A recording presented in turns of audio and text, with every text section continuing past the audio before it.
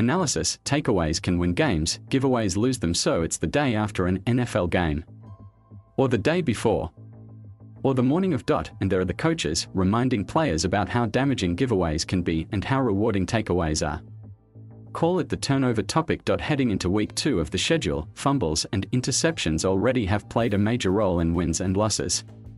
Just ask Lamar Jackson, Baker Mayfield, Dalvin Cook, Ryan Tannehill, Damien and Trevor Lawrence about their mistakes. That ticked me off. I hate fumbles, Jackson said after his bobble in overtime helped Las Vegas to victory. I hate any type of turnover. Don't bother bringing it up to the likes of John Harbaugh and other pro coaches. They never stop harping on it. We just didn't close the game out when we had the opportunity to do it 3 or 4 times, Ravens coach Harbaugh said. You know, that is what you need to do. When you have an opportunity to win, you got to go win it, and we just didn't do it tonight. Nor did the Browns, despite outplaying the Chiefs in Kansas City for much of the opener. Mayfield's pick was the final clinching blow. It's critical situations, Mayfield said. Those are the moments where you look back and everybody's going to remember that last play, and that can be the difference.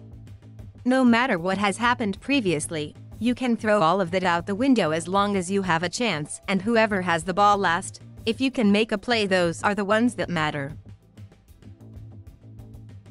When turnovers become more than annoying is if they are chronic.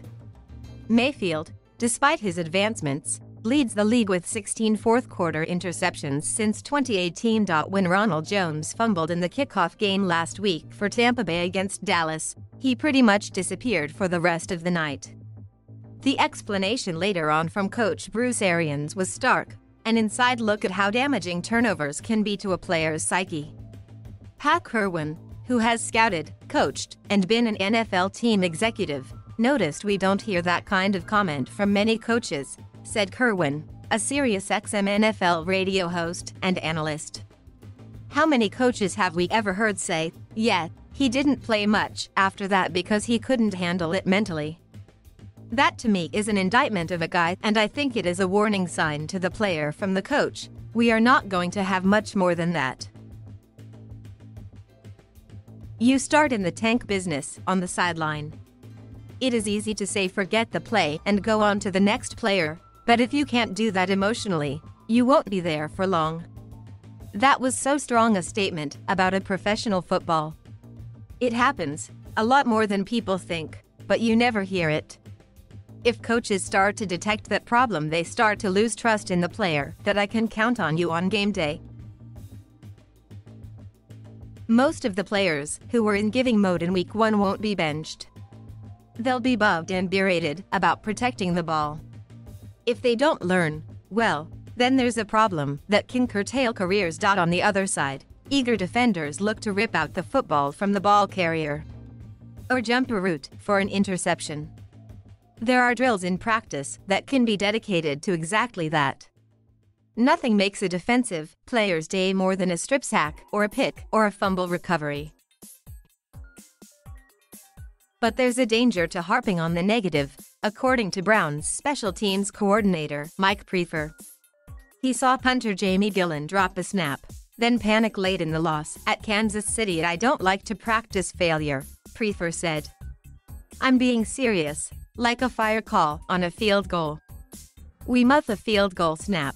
We talk about it, we might walk through it, but we never want to actually practice that exact situation, because to me, if you're practicing a dropped snap, you're practicing failure." Do we talk about those things? Of course, and we cover the different situations. Of course, unusual situations always seem to crop up in NFL games. The stats don't always support the circumstances either. Consider all those interceptions that go on a quarterback's ledger when a well-thrown ball deflects off a receiver. The Raiders were victimized by that in overtime against Baltimore, only to profit moments later on Jackson's fumble. Also think about bad snaps by centers that go down as giveaways by QB's run-pass option plays when it's not clear who is at fault. Regardless, the turnover arguably is the second most important occurrence behind a touchdown. For defenses, it's a turn on. For offenses, it's time to turn away in disgust.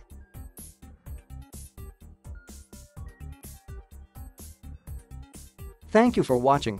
Please subscribe.